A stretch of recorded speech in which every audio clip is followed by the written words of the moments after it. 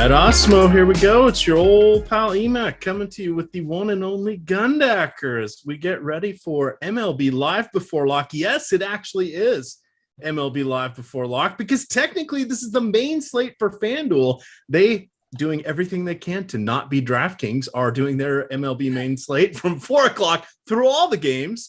DK is saying, hey, we're going to do two main slates, 4 o'clock and then the 7 o'clock. And they're the only site that is including that game 2 of the doubleheader for the Washington Nationals and San Francisco Giants. So we've got a million moving parts. Once again, we are brought to you by OddsShopper. We'll talk about them, the Awesemo sister site. But in the meantime, let's jump on in. Gundacker, how have you been? Has the bomb detector been detecting things lately? Bomb detector's pretty fire. I actually recoded my whole spreadsheet. I saw that on Twitter. Yeah, once I feel a little bit more confident, I'll probably just link it on Twitter for everyone and beta test it so I know where the bugs are. But not bad. Yeah, I've seen it. For those of you that haven't, I have seen the masterpiece that is behind the scenes there. Gundacker's taught himself a little bit of I don't know the right terminology, automatic scraping, and made a live document there. That is pretty slick. It's pretty slick, but that's for a later day. Let's talk about today.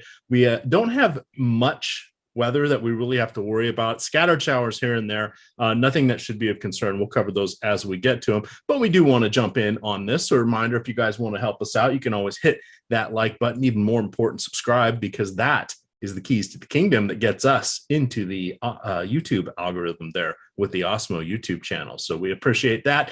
Plus, we have another 3 hours of shows after us. We have an MMA Live Before Lock and then 2 NBA shows heading into the 8:30 tip-off, Game 3 of the Los Angeles Clippers, who are hosting the Utah Jazz. Clippers are down 2-0. We'll have to see how that one turns out. Gundacker, I'm turning this one over to you. Starting off with Jameson Taillon, Vince Velazquez, a little bit warm, a little bit humid. No designated hitters, but some free swingers here for you. What do you got for us for the Yankees and Philadelphia Phillies? Yeah, no DH for the Yankees. So Giancarlo Stanton, not someone that has played the field yet. So we might not see him at all this series outside of some pinch hitting. So you add a Yankee pitcher into the lineup, you almost just assume that that's a strikeout down there. So this is an even less than stellar spot for the Yankees that have been anemic before this Twins stretch. But that Twins series maybe woke up some of these bats. So there is some life and signs of encouragement. Vince Velazquez, decent strikeout stuff, 27% K rate against righties. That's the one I want to focus on because just Rougned Odor and Brett Gardner cracked the lineup as lefties. The xFIP is definitely elevated to both sides of the plate and has been for a while. The whip's a little higher than you want it. And this year, the home run per nine a little higher to righty. So Velazquez's average in home run allowed looks a lot like the Yankees' average in home runs gained. So could be a walk the line kind of situation. I would lean a little bit more towards the Yankees bats just because Citizens Bank Park starts acting a little bit more like a bandbox when the temps and the humidity rise. But I think there's plenty of reason to be skeptical of a DH-free Yankees lineup because Giancarlo Stanton does represent a lot of the offense during that Twins series. I think he had 3 homers. So you take that out of the mix here. There's plenty of reason to be pessimistic. Jameson Taillon, I want to focus on his splits against lefties right now. 231 home run per nine allowed, 276 average allowed against lefties, over 5 xFIP. Incredible spot for Bryce Harper, who is a big power guy, high OPS, high ISO. Definitely one of the higher guys in my bomb detector. Actually, I think he has my highest or second highest bomb rating. He's right up there with Aaron Judge. So good spot for Bryce Harper. He's going to project pretty well. And then Odubel Herrera leading off might take advantage of that. I'm definitely going to be keen on stacking both offenses, but Yankees bullpen with a day of rest. This is a very above average bullpen, despite Ted Chapman meltdown the other day. So I'll be there on both offenses. I'm probably not that excited on the pitchers.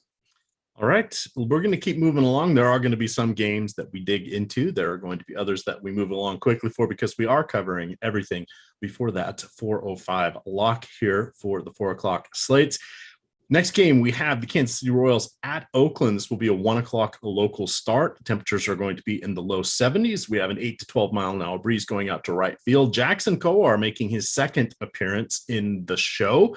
He was one of the more talented prospects in the Royals pipeline. I want to say fourth or fifth, depending on which of the articles you look at. Most recently, I can't remember now if he was the guy that was drafted first overall, or I'm mixing up my prospects here, but from a couple years ago. He needs some seasoning. He's got some nice stuff. You're going to have to put it all together. Learning on the job against the Oakland Athletics, not going to be easy. On the other side, we have James Kaprielian. Price has come up a little bit. He's an intriguing guy, but not at 8,500 for me on DraftKings. Even without Adalberto Mondesi, the Kansas City Royals are a pretty darn solid lineup. Plus, they do have that stolen base upside. How are you approaching this one, Gundacker? Is it hitters for you, or do we need to consider Jackson Kowar at 5,500 as an SP2 on DraftKings? I don't know. This is a unique spot. The Oakland game's usually a little bit later in the day. Temps a little lower in Oakland Coliseum can start eating up a lot of potential, but this is for us. And what is it, like 2 o'clock in Cali? So it'll be a daytime game for them. So the temperatures and humidity might be a little higher to neutralize some of the more pitcher friendly effects of Oakland, and two young unestablished pitchers. There's a lot of things that can happen. Kaprielian has a Sierra and expected ERA over 4 so far with a 1-2 whip. The whip could be better, could be worse. And then Kowar didn't have a great debut. So there's a wide range of outcomes that really could benefit hitters here. The Royals lineup looking pretty solid. Salvador Perez absolutely locked in right now. Every time I look up, he's got another homer, and he's still under 3K on FanDuel. Matter of fact, the entire Royals lineup outside of Whit Merrifield under 3K. So pretty cost efficient. Athletics have a probably an overall plus bullpen, but not a ton of strikeouts in the bullpen, but overall they're pretty solid. So maybe the game does get cut in half, but I do think the Royals give us some of the upside that we'd like from a stack. A couple of stolen base guys, a couple of power guys, and a couple of hit for average guys. And then Oakland side, Matt Olson, if you neutralize the elements for him against just about anyone, but an unproven righty like Kowar, definitely like his chances. And I really like when he bats third to guarantee that first inning at bat. So I'm probably leaning more towards the hitters here. All right. Let me see here. I see someone asking me, do I have a link? I think they're asking for the Arizona roof. Why, yes, I do. It is actually the one site that actually gives information in advance. Arizona is pretty good. They generally schedule their roof open or closed for the entire series, or they know what they're going to do. Sometimes on the weekend evenings, Friday night, or if it's a Saturday night game, they will tend to open it in the later innings. But usually they will tell you what the status is going to be during game time. That game today is going to be an early one for Oakland, or pardon me, for Arizona as well. Temperatures, it's like 110, 115. So the roof will be closed, but I'm dropping that link in there. I wish I had that link for other sites. If you follow that same naming convention, courtesy of MLB.com, it sends you on a wild goose chase for the vast majority of the other roof locations, which include the Mariners. We don't have to worry about because it's a carport roof, but Milwaukee, Houston, Miami, and what's the other one? Texas. I don't have good sources for those. Never have been able to find them. But if you guys come across them, let me know because it's very helpful in those situations. All righty. Let's see here. We do want to remind you of our free content today. The Spotlight Pitchers and Stacks article. I write that every day. That is out there in front of the paywall. You also have Terry's Leverage article. That one is up. We have the premium tools that we're giving you a little taste of. We have the NBA and MLB player rankings, as well as the MMA fighter rankings. It's UFC 263 tonight. You'll tune in at 5 o'clock, and you will be able to watch Pete the Heat Rogers and Jason Floyd break down UFC 263. All righty, let's get back to the good stuff. We're still waiting on just one lineup of these 4:00 games. It's the Pittsburgh Pirates. I suspect they are trying to figure out if Colin Moran is going to play or not. Otherwise, I don't think there's anybody else dinged up in their lineup, so that shouldn't be that big of a deal. We have the Cincinnati Reds who hit home runs, like literally all of them hit home runs last night. They are going against the Rockies once again. Today it'll be Herman Marquez on the bump for the Rockies. Cincinnati will be countering with Wade Miley. This will be the third start for Wade Miley since he returned from the injured list. He was just there for a minor foot sprain, a little bit of an arch issue, and he is good to go. In this one, 90 degrees there in the Great American Ballpark.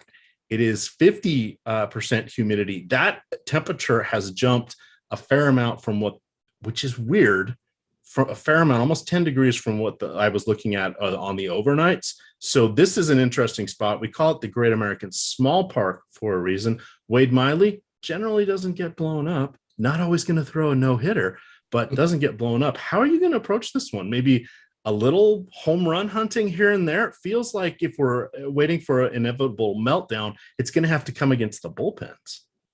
Yeah. I love this ballpark. It's really one of my favorite ballparks in all of baseball. And I love targeting it when it's on the slate. It's been a top ballpark for home runs in baseball. And that's even when you consider places like Coors. So anytime they're on the slate, especially when I catch them at a decent ownership, I'm right there with it. And right now, under 10% on both stacks, but especially the Reds. I think Herman Marquez definitely the in the case for Rocky's best pitcher. On the road, his home run per night is still 1.6 so far this season.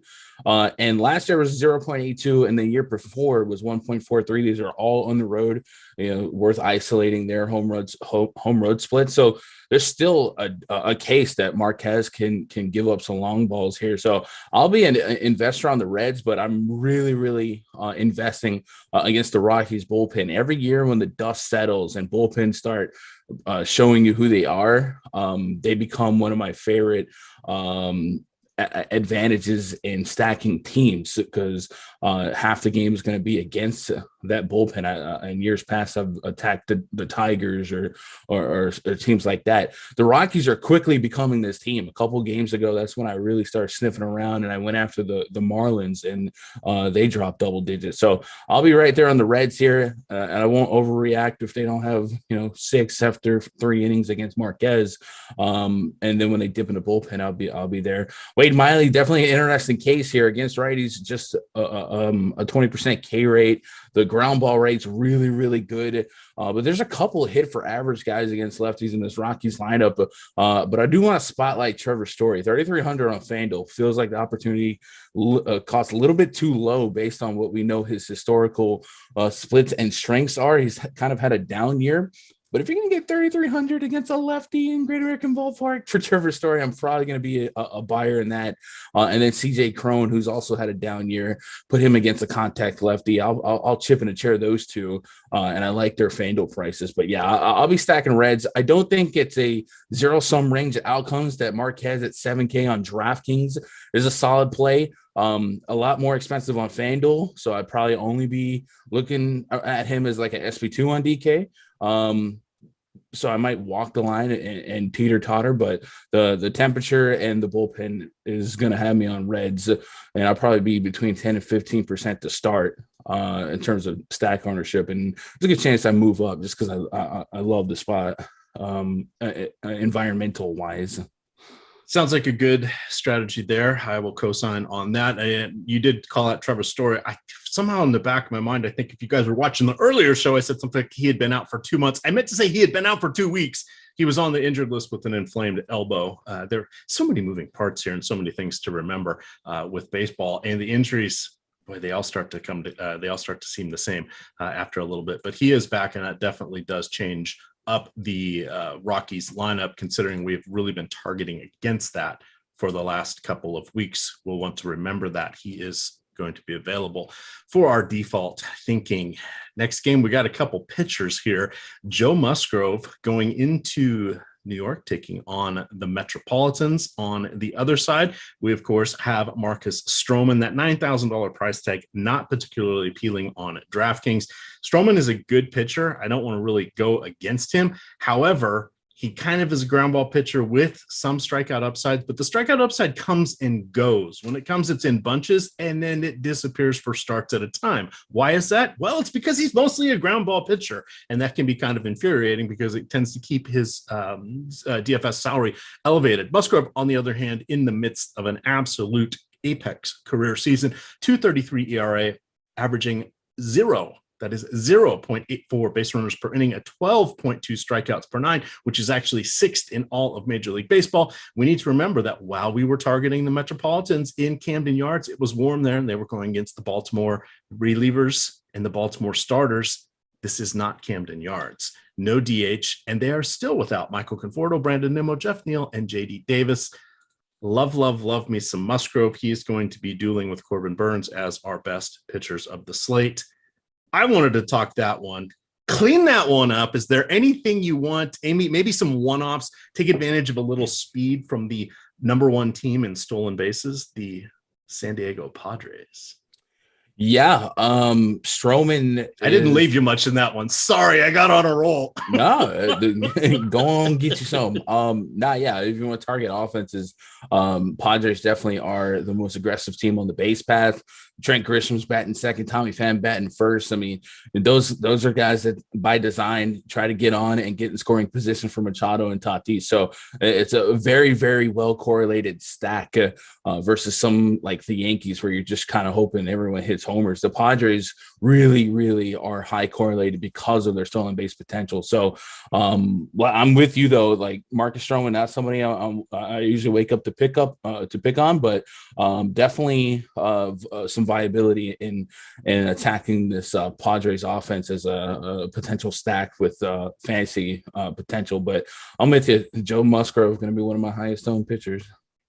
All right. I want to remind you guys that if you have not yet signed up for Awesemo, we've got a few different ways that you can get yourself some cheap, discounted, or even free Awesemo premium content. If you're not able to watch your favorite Awesemo shows on YouTube, don't worry. Almost all of our Awesemo YouTube shows are available through the Awesemo Podcast Network. Anything that is not alive before lock will generally pop up on there within a half hour after airing. And even better, if you watch it, then submit a 5, or actually, I guess you're going to listen to it on the podcast network, and then submit a 5-star review with your Twitter handle or your Awesemo username.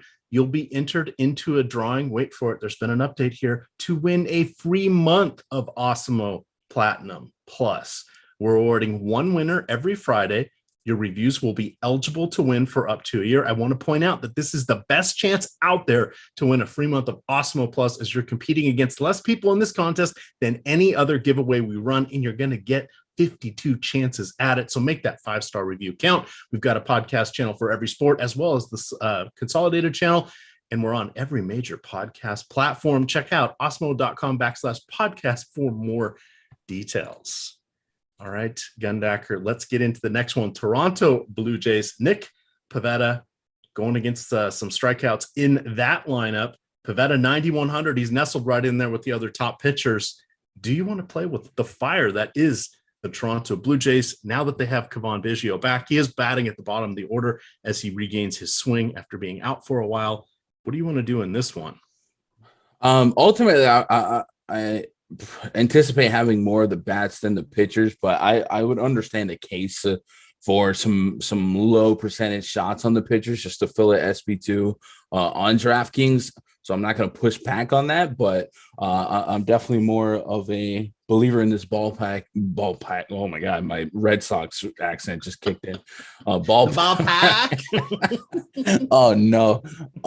Take that Yankees hat off now. I can't. Oh my God.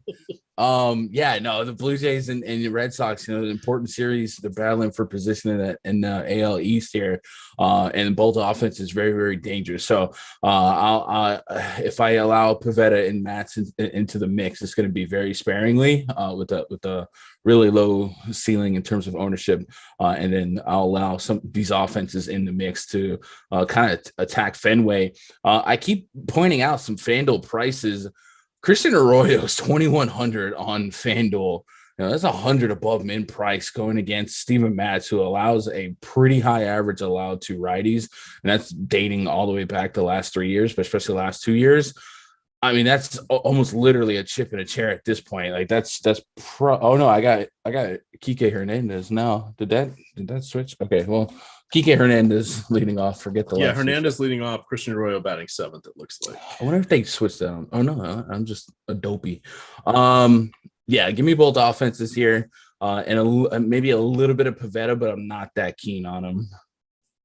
Yeah, and the interesting thing, that one that might have moved around a little bit there for you is we thought Xander Bogaerts was going to be in. He was scratched last night with a little bit of knee soreness. They said they were expecting him to play today, particularly going against the lefty. He is not in the lineup. However, that does serve to move Hunter Renfroe up to the number 5 spot. He has a 313 isolated power since the beginning of 2019 against lefties. He's got to be up there in the bomb detector, I am sure. JD Martinez, of course, is phenomenal, paying top dollar for him at 5,200 on DraftKings, along with Rafael Devers. But Devers is good in lefty situations. Feels like this one is going to be the bats here. To wrap this one up, 70 degrees, 65% humidity. So not as warm as some places, but that humidity will create some denser air than we were seeing in springtime 70-degree weather. So a little bit of a hitting environment.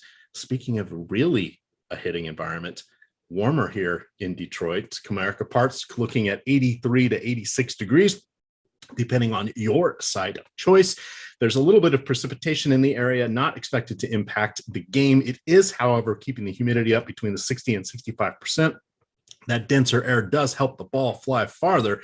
You know what also helps the ball fly farther? The fact that Jose Urena strikes out about half a batter per inning, whether he wants to or not. Generally a ground ball pitcher, but there is some power here. Tim Anderson, Brian Goodwin replacing Mendick.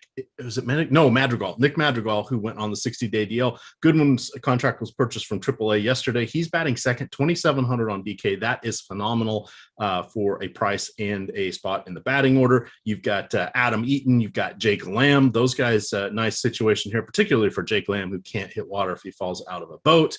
That's the same category as Yasmani Grandal. At least when Grandal does hit it, the ball goes very, very far. Batting 160, but he has 10 home runs and 2 doubles. I'm loading up on the White Sox. I don't think I'll be alone. They are the top stack at the moment, or top 3, depending on which site you're looking at, but close enough to be our top stack on the Awesemo top stacks tool. Do you like them? And you get to talk about Dylan Cease. Yeah, White Sox are definitely in a fun spot. One thing about Jose Urena, even though he's got a 1.5 whip over the last 3 years, the home runs really haven't been there. He just allows a lot of people on base, which is fine, because behind Jose Urena is a Tigers bullpen that is one of the most generous bullpens when it comes to allowing homers. I think they've allowed they're tied for allowing the second most home runs with like 4 other teams. And that's what you want. Is you get some on base to set a floor of fantasy points with the first round or 2 of at bats from the White Sox. Then you get into that bullpen and hopefully have a home run derby. So I'm definitely co-signing the White Sox, but it sounds like the field's there, so we don't need to spend too much time touting that. Dylan Cease becomes the guy to really make a decision on it. 9,600. We have seen an output from him this season that is very much unlike last year. And now he's officially pitched more innings this season than he did last year. So for context, last year that Sierra was about 5.86, the expected ERA 6.7, and the whip at 1.4. The Sierra this year, 3.85, 3.41. He has gotten a whole lot better, and he added 6% to his swinging strike rate. So in the month of sticky stuff, maybe we keep an eye on that. But I think until further notice, I'm not going to let the Tigers be the first team to get me away from what he's been accomplishing so far. So I will be there on Dylan Cease, and looking at just kind of ownership projections, it looks like we don't have to take too hard. I'm not sure if I'm looking at the main slate. On DraftKings has the whole slate, so I got Trevor Bauer at the top. So, yeah, I'll be there on Dylan Cease. The Tigers, I'd almost take last year's Dylan Cease against the Tigers for the heck of it, but 9-6 this year with these numbers, yeah, give me some Cease and White Sox stacks. And if I wanted to pick on Dylan Cease, he is allowing a higher average than you would like against righties. Maybe Jonathan Scope stays hot, and Eric Haas, the cleanup catcher, has shown a lot of power so far. Yeah, he's come out of nowhere. I think there are 29 other teams that would be happy to have him on their roster right now. That was kind of I was not expecting that. I know he was somewhat of a talent, but wow, he has really, really made it worth their while. All right, let me get back to my right screens here. Pittsburgh, we do have their full lineup. I see that some people are asking about the Brew Crew. Keep tabs on that sidebar there on the left portion of the screen. That's going to be the order of the games in which we are going. That'll help you bounce around if you're ever watching our shows and need to back up and see a specific player, if you're just getting off, or a hitter or situation, if you're just getting off work or missed the early part of the show. That is the best way to do it. Corbin Burns, clearly the top pitcher of the slate, in my opinion. 2.8 implied run total coming here from Pittsburgh. The roof slated to be open. It's going to be in the mid-70s in Milwaukee today. As far as the Milwaukee bats, they're going against Chad Kuhl. I said some less than flattering things about him on Sunday. He did allow a home run, but basically shut down the opposition. He's going against a lot of lefties. Strikeouts aren't quite where I'd like to see them to trust him. However, he is in play as an SP2, depending on your risk tolerance. You don't even need to go there on FanDuel, but on DraftKings and on Yahoo, he is worthy of consideration as a secondary pitcher if you are spending up on some of the more expensive hitting situations. Anything nice to say about Chad Kuhl, or how do you want to attack him? I was gonna make a wrestling reference, but no. I'm self-inflicted turnbuckle smash by EMac. There used to be a wrestler named Carlito, and he said, "I spit in the face of people who don't want to be cool." And so maybe tie that in there, pretend I said something good. Yeah, I don't really have much to run to Kuhl here. I will say that Pirates lineup is without Ke'Bryan Hayes, who's easily the Pirates' best player. But the top four of that lineup has a decent hit for average stretch, and then it falls off a cliff. So Corbin Burns definitely in play here on both sides. He'll be right up there with the aforementioned Joe Musgrove as one of my highest owned pitchers. And after Adam Frazier, there's plenty of strikeouts to be had, a lot of 20+%, and a couple of 24 to 30%ers. So yeah, give me some Corbin Burns. And then running back the Brewers offense against Chad Kuhl. Obviously, we don't want to pitch him, so why not pick on him? And guys like Vogelback, Christian Yelich, Omar Narvaez, all going to project pretty well for power against Kuhl. And then I don't hate a shot at Jason Base Peterson, former Yankee great.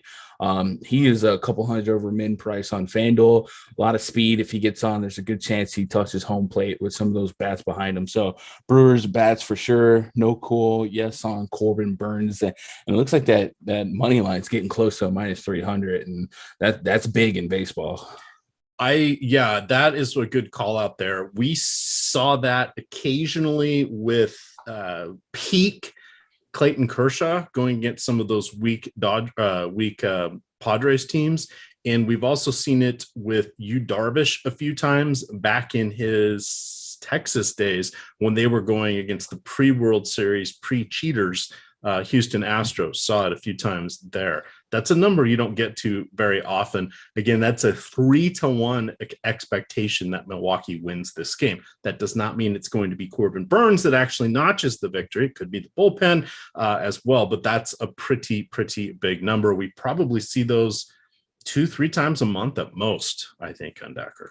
Yeah, it's reserved for DeGrom, Scherzers, guys like that. Maybe not even so much weakest DeGrom, offenses. Yeah, it's really, and they have to go against the weakest offenses in the league for it to happen. So. All righty. Wow, that is a pretty big number. Next game, a little bit interesting here. You've got UC Kikuchi going into Cleveland, taking on Tristan McKenzie. McKenzie's struggling somewhat this season. He is a guy that has some talent. The Mariners, one of those offenses that is not particularly exciting. They're missing some key hitters with Evan White and Kyle Lewis on the injured list. They also sent Jared Kelenic back down to the minors to, air quote, clear his head. He was not performing well at all. No surprise. Sometimes that happens with the rookies coming up to the show, and especially with not having the minor leagues last year, that's going to potentially stunt or be a roadblock for a speed bump for some of the people. I'm shocked, I should say, that the Mariners have a 4 implied run total. I thought it'd be more like 3.5. I think that's sort of an indictment against McKenzie in this one because it's not a terrifying Mariners lineup here. How do you want to approach this one? I do want to say Kikuchi is healthy. He left his last game after taking a comebacker off his right knee. The Mariners do not anticipate any limitations. That was more precautionary than anything else in his last start. First of all, how far is Cleveland from Cincinnati? Because this game is showing 75 degrees, and since he's at 90, is there really that big of a temperature difference from those two cities? That's incredible. Let me go to weather.com and check that out. You go ahead and analyze this. Let me go see what Mother Nature's up to officially. Yeah. You say Kikuchi, Sierra, that's distractible at 3.65. Indians offense, definitely something that I don't mind picking on in the right spots. Offensively this season, just an 87 WRC plus against lefties. So there's a world where under 8K, you say Kikuchi could, knock on the door of a 20. It's not a warm and fuzzy click by any stretch, but I don't mind getting there in a pinch. He will allow some homers, both sides of the play. 1.8 home run per 9.2 lefty so far, and a 1.72. So might be a decent spot for like a J Ram.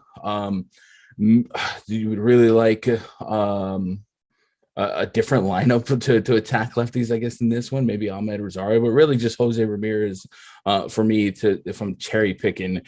So I actually will probably get to a little Kikuchi, but I'll probably put a low ceiling on him, maybe 10%, 15%. On the McKenzie side, his metrics are just not that encouraging for me. High whip, high Sierra. The strikeouts are the redeeming quality. So maybe he does get more strikeouts than traffic allowed, and against the Mariners, who can definitely strike out with the best of them. Maybe he does fall into a decent game. The $6,400 price tag on FanDuel might be a little trappy. AK on DraftKings as well. I like to say I'd take a 20 DKP performance, but I also feel like so far on this slate, I don't feel like I need to have a ton of 5K bats. So like on DraftKings, if I can prioritize having Musgrove and Corbin Burns, I might just do that instead of getting a little too cute at pitcher here. So I'm not gonna be overly enamored with the pitchers, but this is one of those spots where I'm not really that high on the offenses. So the pitchers are gonna make the back end of my player pool by default. All right, to answer your question, and I see David Sorella got to it in chat as well, about 250 miles apart. It's about 180 miles south, maybe 70 or so miles west of Cleveland. Cleveland is on the lake. That will literally right on the lake, so that will tend to make it a little bit cooler there. But always good to check. It's like one of those where one time I was on a show and I said I did the same thing with Philadelphia and Pittsburgh. Yeah. Do you know those cities are not close together by any stretch of the imagination? It seemed like a very stark contrast in temperature for the same state, and I'm just curious because down here, like if I'm in Waco and it's 90, I probably expect Dallas to be within 10 degrees, but 75 to 90 is quite the jump for the East Coast or the east side of the country. All right, so there was your geography 101. Don't let your children take advice from Gundacker when it comes to geography. Let's see here. 3 more games to go, making good time on their 4:00 slate. Then we have 3.5 for that main slate. This game here, we have Alex Cobb going against Caleb Smith. Why? This is in Arizona, where the roof is closed, as I mentioned earlier. Essentially, this one is kind of a pick 'em, a little bit of a nod here to the Halos. We were laughing before the show. Max Stassi batting third. Yeah, that's a bit of a surprise here. Caleb Smith, 6,700. This will be his third start of since rejoining the rotation. We do like his strikeout upside. It is a bonus. He will be going against the pitcher today. And then on the other side there, we have Alex Cobb. I was laughing because I'm like, wait a second, why isn't it going? Oh, because they're batting Cobb 8 today. So Interesting strategy there for the American League. Nationals do this a fair amount of time in the National League. Batting the pitcher eighth, you kind of get that.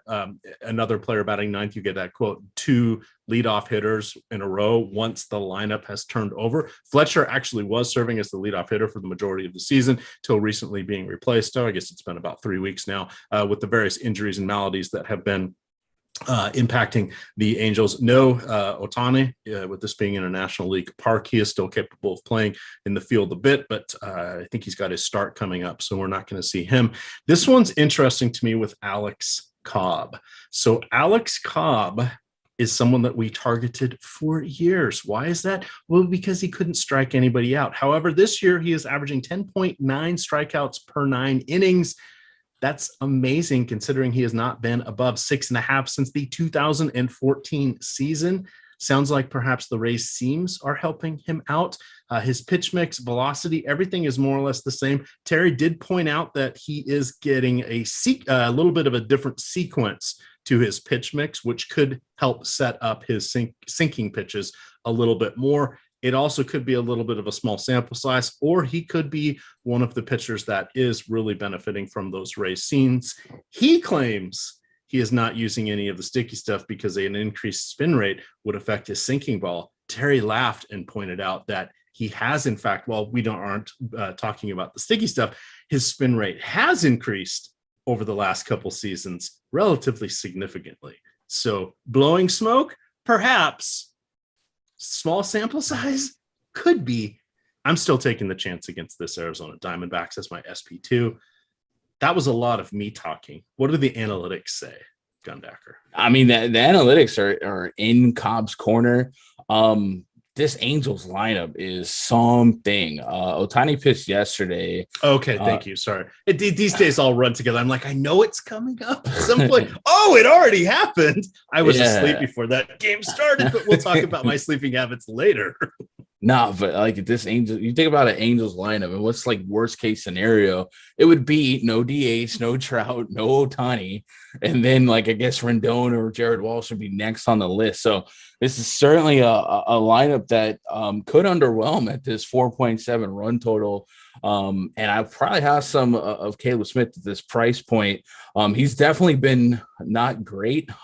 My high school classmate, Caleb, I don't mention this season to him, but but yeah, I think Cobb has some redeeming qualities here. I like that the roof is shut. Let the humidor have a little bit deeper of an impact than the hot Arizona air. So yeah, I'm kind of leaning on the pitchers here. I'm going to hope for a little bit more of a positive pitcher output. If I did want to pick on some weaknesses here, Cobb has allowed an elevated average to righty so far. If he's not striking out righty, so you might catch a low strikeout righty, but there's really not one of those in the lineup. They only have 2 pro hitter righties in the lineup, Nick Ahmed and Christian Walker, and Walker definitely a strikeout guy himself. Nick Ahmed not really a hit for average guy, so it's actually a really decent spot in that regard against Cobb. And then Cobb has held lefties really at bay, just a 187 average allowed so far with a 0.4 home run per 9. So I could definitely get to him on a slate with less aces. This might be a spot where I stack pitchers and try and throw a blanket over the wind and hope for a solid output. But I do think we don't have to do that today. But there are ace-free slates that this would be one of those games that kind of hit that for me. And then Caleb Smith looks like he's a little bit overperforming in terms of ERA versus the Sierra and expected ERA. So I wouldn't have high hopes for him here, but at 6,700, kind of a low risk, medium reward against a watered down Angels lineup. Justin Upton leading off against a lefty has kind of had a resurgence in power as of this season. Historically, we knew he could smack lefties. So Caleb Smith might let up a first pitch fastball, something like that for Upton to jump on. So if I wanted to grab an Angels bat or two, it might be him. And then you get a really interesting opportunity, like we said, with Max Stassi batting third. I don't know if he's ever batted third at almost any level, but definitely can't remember him batting, top 4 in a MLB lineup. So interesting spot for him to maybe get an extra crack at him swinging that power bat on the road. So yeah, I'm more pitcher focused here. I'm gonna have a lot more Cobb than Caleb Smith, and I'll probably just be cherry picking the bats. All right, that takes us to the final game. No, two more games of this slate. I'm sorry. But we do have the Miami pitcher now. It is officially going to be Zach Thompson. I was joking earlier this morning before we knew he was confirmed. He is sort of the Crash Davis of pitching. He took him 10 seasons, and that does not count the no baseball season. 10 seasons in the minors, including his first appearances here. Little bit of a disaster. You never really realized the talent at any of the levels. He is just sort of matriculated on up. This is probably his only shot. If I'm remembering, I want to say he's 27 this year, Gundacker. I'm not really wanting to go with him by any stretch. We are obligated to mention he has 4,800 on DraftKings, which is very low. On the other side, you have Max Fried. With that matchup against the Marlins, really the only hitters we have to worry about are Marte, Jesus Aguilar, and Adam Duvall. The rest of it is a bunch of punch it and Judy guys. The roof is going to be closed. Fried is 7,400. He is not by no means a strikeout artiste, but 7,500 is worth considering it going against the Marlins, one of the weaker offenses in the league. What do you got from our penultimate game here? Yeah, you mentioned those Marlins to look out for. It's borderline a stack, but it's not warm and fuzzy with the roof closed in Marlins Park. So Max Fried does allow a decently high average so far against righties this season, over 4 xFIP. Sierra same, so it's not like a horrendous xFIP, but it's not elite. The whip a little bit higher than he wants, and I think that's going to be a result of his walk rate to lefties, believe it or not. And there's a couple of those in this lineup, so maybe the Marlins kind of nickel and dime for a little bit of productivity, and you get into one of the homers here. The bullpen for the Braves a little bit below average. I can't really get too excited to stack Marlins. I liked him the other day against the Rockies, though. But I also can't get too excited to really play Max Fried. 7,400. If you're happy with 2x to 2.5x, I think that's the median range outcome here. And then Zach Thompson, I probably don't get there. Punting pitcher really almost never works in baseball, so I don't really have a reason to get there on a slate where there's several viable options. I'm creating words today. A portmanteau, if you will. Yeah. But give me some Braves bats always. Ronald Acuna is very expensive, more expensive than his opposing pitcher by over $1,000 on DraftKings. Freddie Freeman, Albies, right? Like I can get to the Braves stack almost any day. Just a 4.5 implied run total, so not a lot of equity that I'm going to give them. But I almost never not stack Braves. So give me some of their bats here, and I'm not going to have any Thompson. All right. We are on MLB Live Before Lock. Did somebody say MLB Live Before Lock? Why, that was me. Guess what, guys? You can get access to all the great Awesemo Plus tools and content for nearly every DFS sport out there with an Awesemo Plus weekly pass for $29.95. This includes access to all of our premium content and tools on Awesemo.com, including the player projections, ownership projections, premium Slack channel, lineup builder, and much, much more. If you're a new user of Awesemo Platinum, then you can take advantage of the promo code we have for this one. Wait for it. Just one word, MLB Live Before Lock. That's all one word, MLB Live Before Lock. That gets you 15% off your first week of Awesemo premium content. Or if you just want to play MLB DFS, you can sign up for 1 week now. Awesemo Plus MLB weekly package for $15.95. Final game of our 4 o'clock slate, which locks in 20 minutes. That is 20 minutes. FanDuel is going to include the other games that we're going to talk about next. DraftKings has a specific 7 o'clock slate. They are including game 2 of the Washington and San Francisco doubleheader.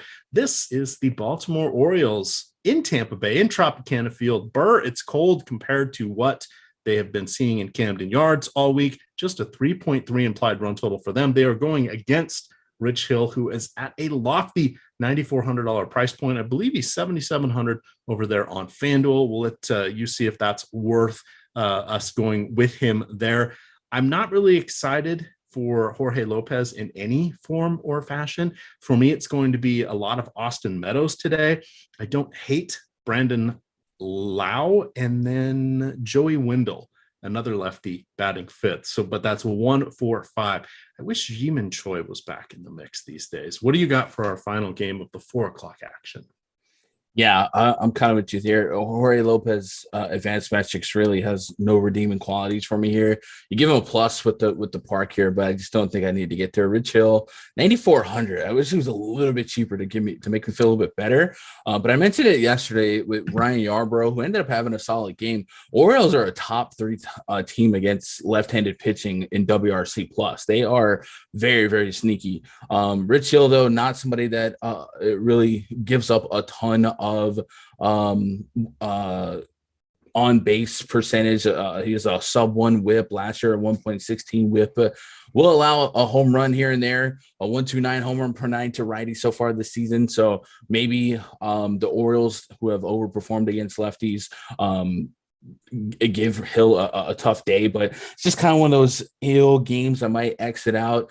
I think Rich Hill's maybe worth looking at for me on FanDuel a little bit more than DraftKings at 9,400, but I probably wouldn't have none just because of his propensity to go deep in games and hopefully scoop a win here. A solid favorite, 4.8 run total, and minus 212 on the money line here. So I probably have a little bit of Rich Hill, but more so interested on the FanDuel price point, just because I do think 6 innings quality start, a win, all that could add up a little bit more here. But yeah, no Jorge Lopez. And also just a service note, Billy McKinney of the Mets got scratched, and it looks like they replaced him with Mason Williams. So a downgrade to make Joe Musgrove even more appealing. That would be Billy McKinney of the Double Dong McKinney clan from Camden Yards the other day. Yeah, former Yankee great. Let's see here. Going back to... Okay, looks like I'm good on that one. I just want to make sure I didn't have any Billy McKinney lineups as we head into our later slate. Just missing, all the lineups, I guess, with the exception of the Cubs that just came out. So this game here we're going to talk about is San Francisco at Washington. This one is only on the DraftKings slate. There's been a bit of a pitching change since we saw this morning. It looks like it's going to be Jeffrey Rodriguez going for Washington. At this point, with Max Scherzer going down with a groin injury 12 pitches into last night's game, you've got Steven Strasburg, who's on the shelf. This is not looking good for the Nationals. They have a couple lefties who are marginal at best, and then they've got a host of no-name righties that do one thing: allow an inordinate amount of power. So it's a 7-inning game. We aren't going to know who the hitters are, probably even at time of lock for this one. This is just your differentiation plays. I really have nothing to point out because we don't know who the San Francisco starter is as well. There's a decent chance they go with a bullpen game. The other thing that makes this a little bit tricky, particularly with San Francisco, is Mike Yastrzemski, Brandon Belt, and Brandon Crawford, all players I would like to go for, have been dealing with various injuries. So if they are, I don't know, I just closed the wrong window. If they're in that early game, there's a chance they may not play in the second game.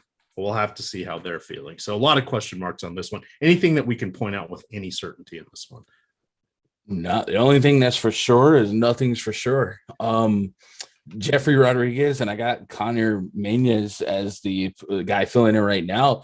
I don't have much big league sample on them the last 2 years. I don't have any, actually. So you really don't know what you're going to get from this game. And if you're going to attack a 7-inning game, you're really just betting on the talent and hoping they play. You probably don't expect a lockdown pitcher on the bump from either side. So you could bet on the talent, like a Trey Turner, Juan Soto. You mentioned Yastrzemski, guys like that, to just be solid players. But it's hard to really project anything and identify weaknesses on these pitchers without a ton of sample. Maybe we dig into their minor stuff, but I think Jeffrey Rodriguez is more so the guy to look at, because we don't quite know what the Giants are going to throw at us, and if they are full bullpen game, it's a rat race. I will say Jeffrey Rodriguez, if we do take a peek at his minor league stuff, his ERA has been above 7 to both sides of the plate, but it's just a 16-inning sample size, 7.2 innings to lefties, a 294 average allowed, no homers, 9 innings to righties, 200 average allowed with a homer. So the sample size not much, but it's more than what we got on the big league level. And I've heard scouts say there's never been a bigger gap between AAA and the majors than right now. So if he's underperforming in the minors, it's a tall task to expect him to come up and do well in the majors. Alrighty, I am just getting ready to set my crunches here. So I see some, excuse me, I see that someone was asking in chat who our top 3 stacks are. Well, come on. I just gave you guys a bunch of ways to get some Awesemo free content and Awesemo discounted content. So without any context, Houston, the Dodgers, and the Cubs. There you go. That's it. Otherwise, jump behind the paywall here. We would appreciate it. Game 2. Oh my gosh, it's Houston. Guess what? That was kind of on the FanDuel slate. The Houston and Minnesota, tough offenses here. We have Luis H. Garcia, who has been phenomenal so far this season. He does have a bit of a weakness against lefties. Minnesota should be able to bring 3, maybe 4 against him. They do have a lot of injuries, missing out on Buxton and a variety of other guys, but they have the switch hitting Jorge Polanco. They have youngster Alex Kirilloff and then youngster Trevor Larnach, who might be batting as high as 5th, even though he doesn't seem to have a lot of power. He is a lefty, so that will elevate him somewhat. Jose Barrios does have the strikeouts, except he's going against a relatively patient team with a lot of power. These pitchers terrify me, as do most of the pitchers on this later slate. What do you have from this game for us?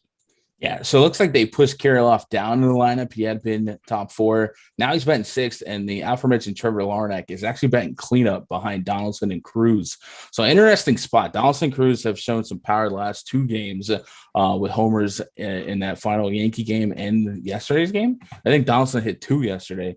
So maybe they stay hot. But like you said, Garcia has been really, really good. Just about a 29% K rate on the season overall. With a 3.57 Sierra, 3.15 expected ERA. And the Twins before the last 2 games have really been a lackluster, somewhat anemic offense. I don't think many of us will forget that stretch in Camden where they just projected extremely well every day and they just underperformed every day. So against a solid pitcher, I'd probably taper my expectations. But I wouldn't fault anyone for attacking the obvious. And like you mentioned, the lefties, but the lefties that they are throwing out aren't world shakers. Kirilloff has been kind of stagnant as of late. And then they have Nick Gordon, more of a speedster, and Ben Rortvedt, the catcher.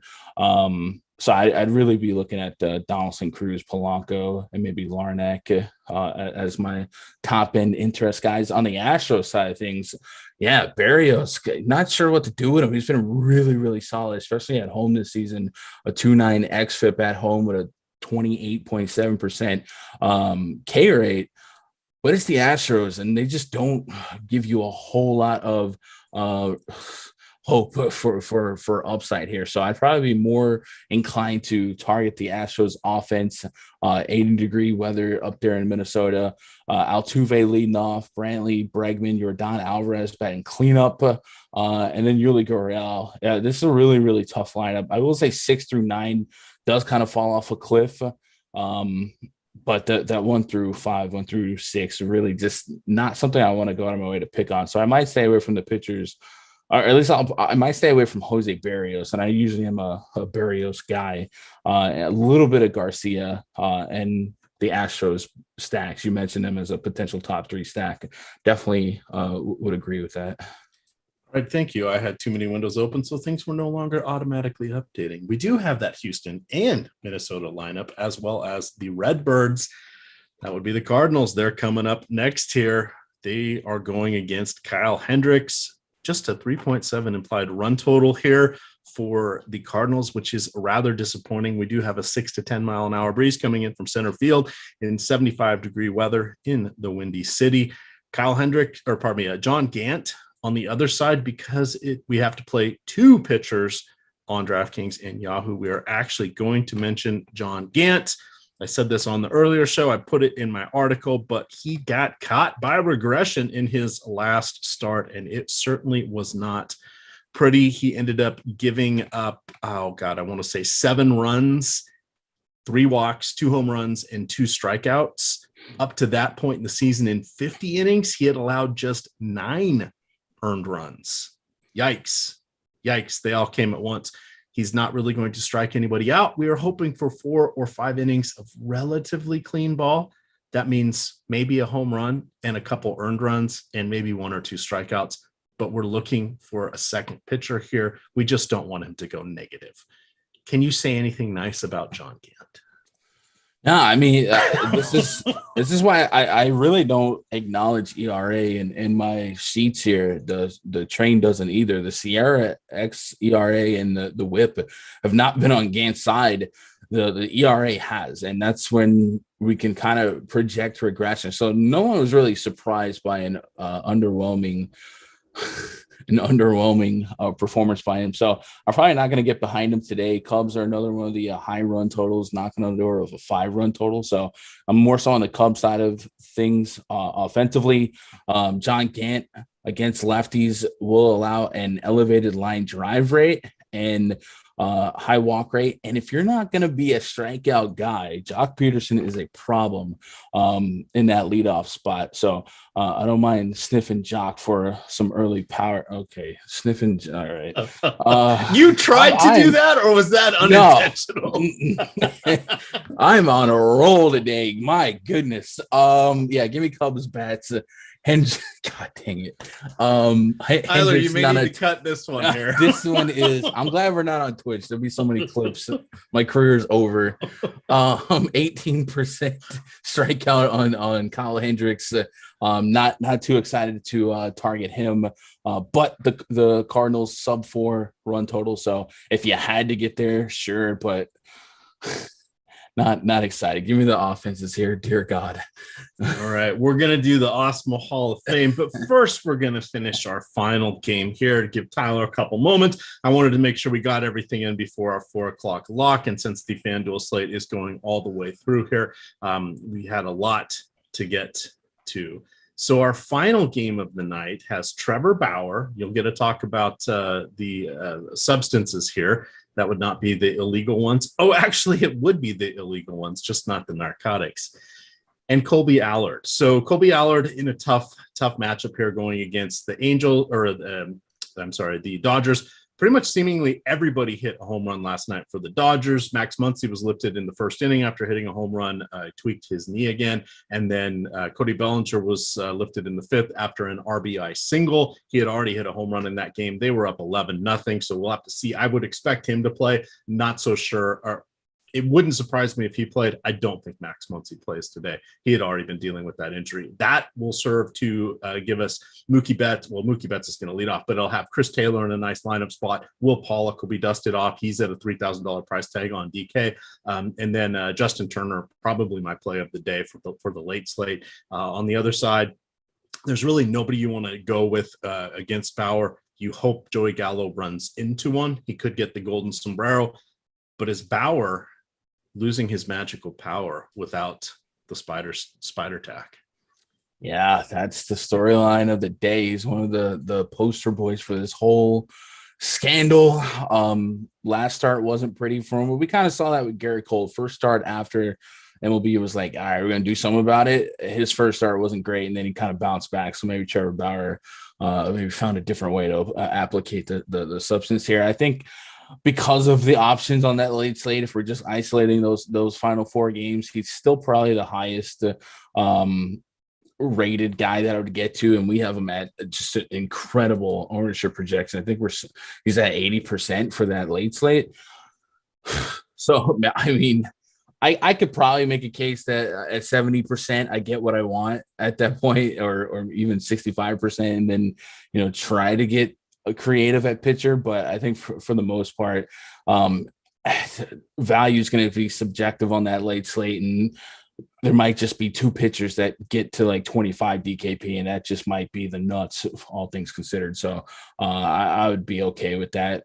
Colby Allard, a lefty. Dodgers are a little weaker than most people would assume against lefties. They have a negative WRC plus, well, a 97 WRC plus, so a little bit lackluster. But Justin Turner's always a guy I can get to behind against lefties. Will Smith hit that lineup yesterday. AJ Pollock, and then Albert Pujols is the greatest player in the league right now. Apparently, every time I look up, he's in there hitting a homer. So maybe the resurgence of him. So I'm behind some of these Dodgers bats here. I would like to see Max Muncy, but Dodgers were nice to me last night. I think the Rangers overall pitching staff after Allard's going to be really below average. But I will say, if you really just want to isolate strikeout potential, Allard's advanced metrics have not been the absolute worst. He's got a 27% K rate, expected ERA, Sierra, both pretty respectable, 3.28 on the Sierra, the whip's 1.1. So I don't think there's a zero sum range of outcomes that Allard at 5.8 couldn't be a surprisingly efficient SP2.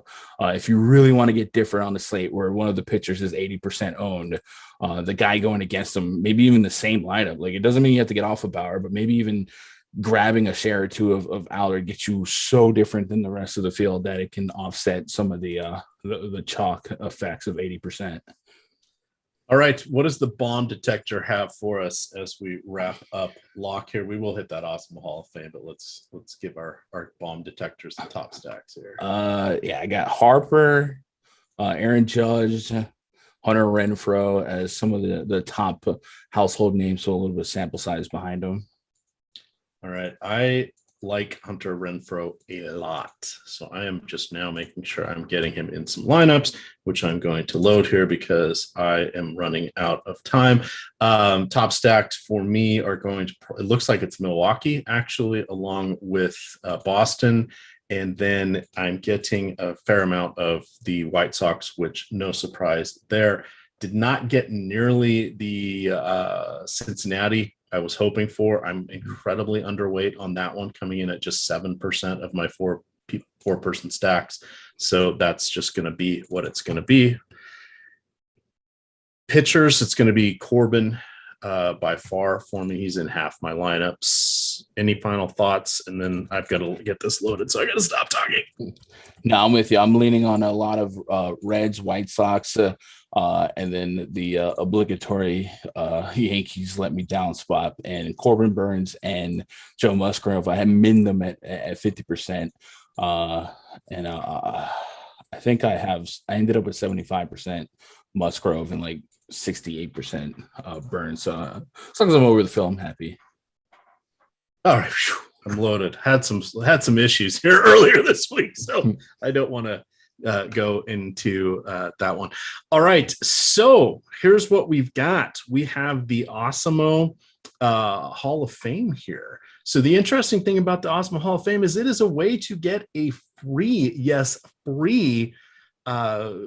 week of Awesemo premium content. If you finish in the top 3, pardon me, it's a full month. What am I saying? If you finish top 3 in any contest with an Awesemo avatar, you will get yourself a full 30 days of Awesemo premium content. There is one tiny caveat. Well, there's 2. You can only get 1 per sport per year. And 2, you got to be top 3. That excludes ties. So as we go through all of these showdown slates in the NBA, that we'll celebrate it with you. We'll put you in the Awesemo Hall of Fame. We're just not going to give the 30 days of Awesemo premium content. But we've got some nice wins here. We're going to go through a couple of them because we want to celebrate. We've got Sup here. He's got $100,000 win, just 4 lineups, dropped himself a 6-figure win. What else do we have as we cruise along? The Colts, that name sounds familiar. Awesemo, that name definitely is familiar. Oh, that's Alex Baker, Awesemo himself, and Steve Buzzard, the CEO and CFO of Awesemo.com, taking the top 3 spots home there in the bat flip for a big number. We've got a nice little showing by Rando 34 here, pops in there with a 4-figure win. I wouldn't mind a 4-figure win. And then wrapping it up, wait, this is like a premonition, a precursor. It's Pete the Heat Rogers. He's not even supposed to be here. Well, at least until the MMA show. But here he is when the Awesemo Hall of Fame, taking down not 1, but 2 top spots for the Counter-Strike Global Offensive. By the way, he's a regular in those contests up at the top. He has solved that one of his favorite DFS sports, and he plays a lot of them. He has loved that since even before the pandemic. So multi-talented threat there from Pete the Heat Rogers. And then finally, a reminder here, we do have our sister site, Awesemo, oddshopper at awesemo.com, or you can just go to oddshopper.com now, and you can see all of the betting lines at all of the sports books that are in your area. It is geo-located / geo-tracker. So we just based upon your IP address, it will bring up the appropriate books that are available in your area, as well as all the lines that you can get and the best deals. If you sign up through any of our promo codes or go through any of our links, it tags you with the best deal out there. I always like to say, my wife watches the news every morning, and I'll come down, she's like, bet one to win 100, because sports betting just opened up in Virginia. So if you're in the DMC area, you know those ads very, very well. Those are not the best deals to sign up with. They're not the deposit bonuses. Those are the grab them and get them in without having to give the referrals. So definitely check that out at OddShopper.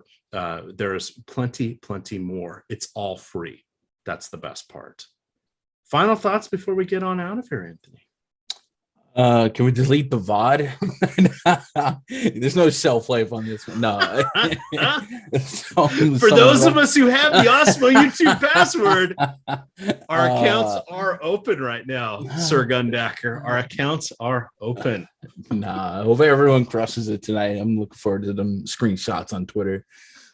All right. With that, gamers, you can follow Anthony at Gundacker on Twitter. I am at EMac DFS, and it is Awesemo_COM.